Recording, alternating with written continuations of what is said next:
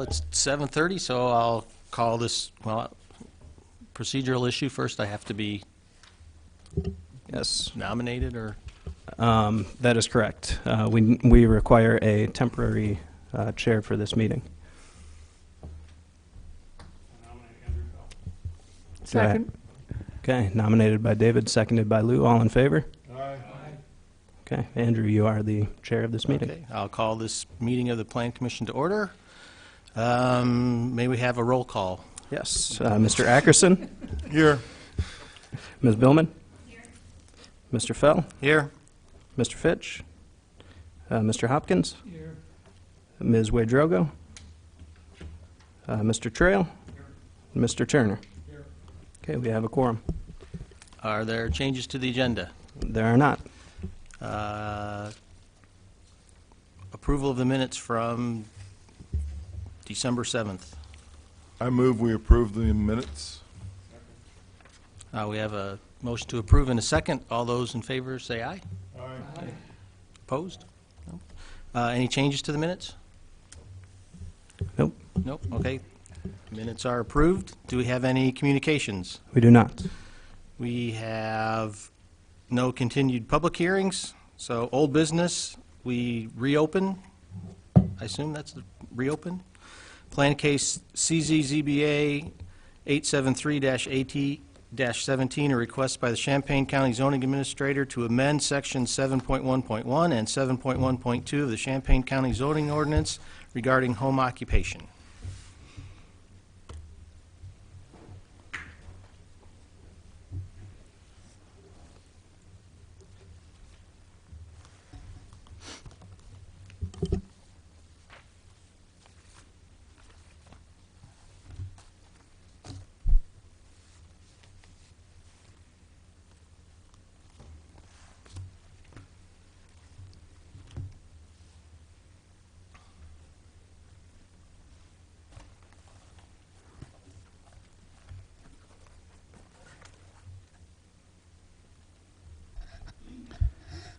So this, good evening. This meeting is a follow-up on this case that was previously heard at the July 6, 2017 Urbana Plan Commission meeting. The item, just for a brief review, was consideration for a resolution of protest for the proposed text amendment to the Champaign County zoning ordinance, which would have allowed home occupations in the county with a special use permit. The recommendation of the Plan Commission to the City Council was to defeat a resolution of protest with the condition that the county's rules for inoperable vehicles being kept outdoors would be consistent with that of the city's policy. That recommendation was approved with 5 ayes and 0 nays. Following up with Champaign County's staff regarding that proposed recommendation is that such a condition is already contrary to what's permitted in their current ordinance. To quickly review, the city's policy for vehicle repairs with home occupations is that a home occupation involving vehicle repair shall be permitted as a home only if subject vehicles are repaired inside a garage and no inoperable vehicles are stored outside. So basically that means everything has to go on in a garage. There can't be anything that is queued or stalled waiting in the driveway or waiting, outside, even if it's not visible from a neighboring property or the public right-of-way, still technically that is against our ordinance. The discrepancy with Champaign County's rules comes in their county's public nuisance ordinance, which already allows the storage of one inoperable vehicle on a resident's property. The storage may occur, keeping a vehicle outside. It exists. It's a permission that exists without any regards to any special use permit or home occupation. Could be someone who's working on their a car that they own or a car that they own that needs to be fixed. that is a discrepancy between the city and the county. So Champaign County has indicated that they're not, that changing their nuisance ordinance to be consistent with the city would not necessarily be feasible, but that they have proposed some changes to their proposed text amendments for their home occupation rules, which would, those changes include no more than 2 resident vehicles and 1 customer vehicle being parked outdoors or on the property at any given time. It also limited the hours of when vehicles related to the home occupation could be parked,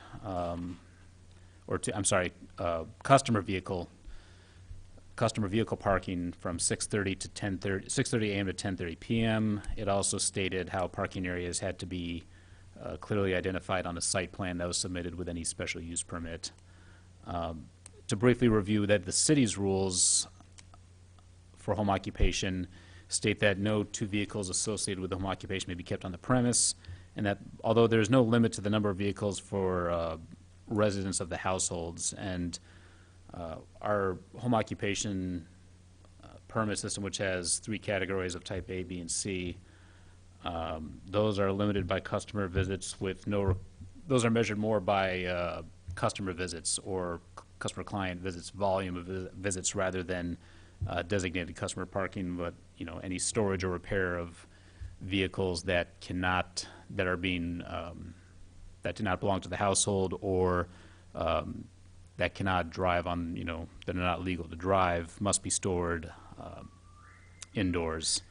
So Susan Bergstrom from the Champaign County Planning Department is available to speak, offer any clarification, answer any questions regarding that change in the change that they've offered for the text amendment.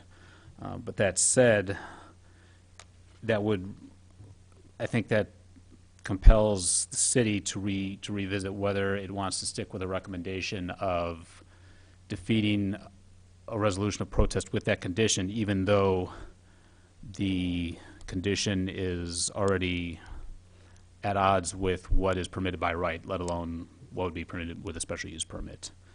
So given that the city has the ability to file protest resolutions for various items with the county, I think it is up to the city's boards and elected leadership to decide how much of a discrepancy is worth putting forward a protest resolution or not. So with that, do you have any questions regarding the proposed changes?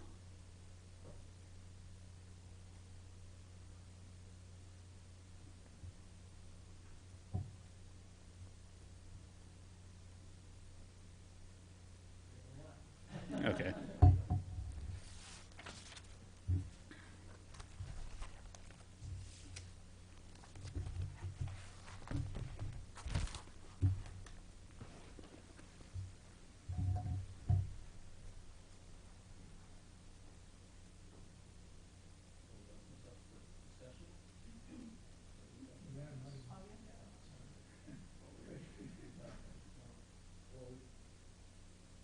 You can ask questions if you like. Representative of the county, if we need to during discussion, I think that would be fine. I just want to protect the option. So, discussion.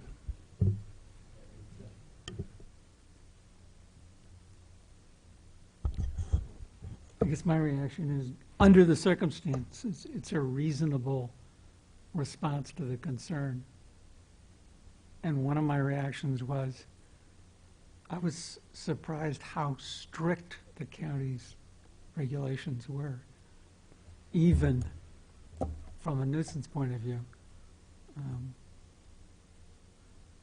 So I mean, if I were out in the county beyond a mile and a half, I'd be complaining about the restrictions. But anyway, I'm okay with defeating a resolution of protest. It sounds like what we were trying to address is already addressed in another way.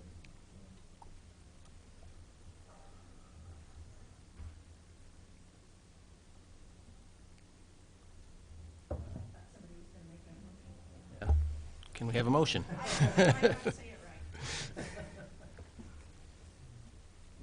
You've got it in front of you, somebody. I don't have it in front of me, so I can't do it because I don't have the information. Yeah, I propose that, how do we open it? The case CZZBA-873-AT-17, that we change our recommendation to just defeating the resolution of protest with no conditions. Second. Any further discussion? Can we have a roll call, please?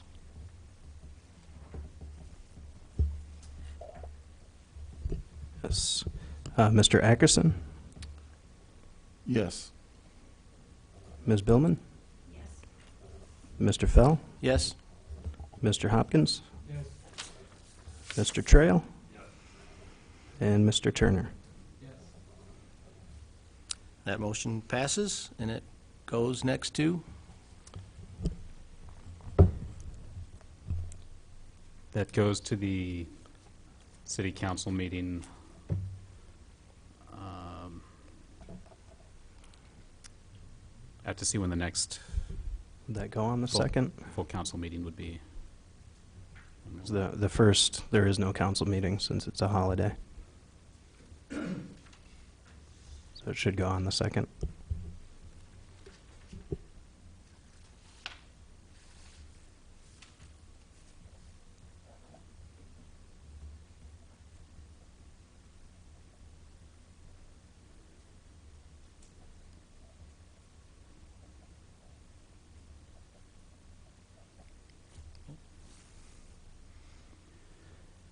That would go to the city council meeting for the January 8th meeting.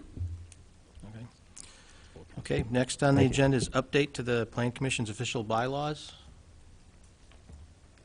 Right, and this is what we had discussed at the last Plan Commission meeting, but as you'll recall, those couldn't be voted on at the time. So we just need a, suppose we would need a motion to, or we would need a motion to act on those. And this is just changing the meeting time from 7:30 to 7. Correct. Okay, well, There was something else, too. wasn't yeah. there? I think there was something very minor in there. Nothing. No problem. Right. To acknowledge, I think it was more than just. So we need a motion to change the bylaws? Correct. A motion, yes. I move that we make the changes recommended by staff to our bylaws. Okay, we have a motion and a second, and we need a roll call? Okay. Do we need to take a look at what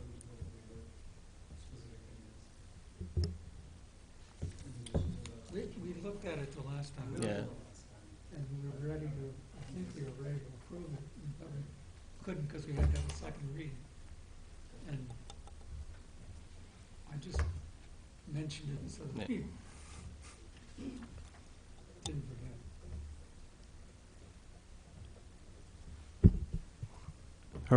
We're good to go with the roll call then? I believe so. Looking at the minutes, looking at the minutes, it says, 2 changes to the bylaws, agreed with the proposed change to eliminate the requirement for staff and a plan commission member to attend a canceled meeting, but like the existing language about posting notices. So I think it has something to do about notifications of canceled meetings. Okay. So- Mr. Ackerson? Yes. Ms. Billman? Mr. Fell? Yes? Mr. Hopkins? Mr. Trail? And Mr. Turner? changes to the minute, to the bylaws are approved. When does that change take place? For the next meeting. So the next meeting will be at 7 o'clock. Okay. You'll remind us. We will, we will remind you, it will be in the, I practiced the last two meetings coming 5 minutes early just to be clear. Okay, we have no new public hearings, no new business, no audience participation. Do we have a staff report? very briefly, so the omnibus zoning ordinance text amendment went to council this week. It's been a long week. And they passed it, but removed two items to send to committee for further study. And those two items were the reduction for parking in multifamily, or mostly in single bedroom units in multifamily buildings, and then the change to clarify the setback language in residential zones. So those will be going to the committee of the whole on January 22nd for further study. Does it come back to us after that? So I think procedurally it would make sense to, if we were to pursue one or both of those, that we should bring it back to Plan Commission for another recommendation, and then bring it to, or before bringing it to council.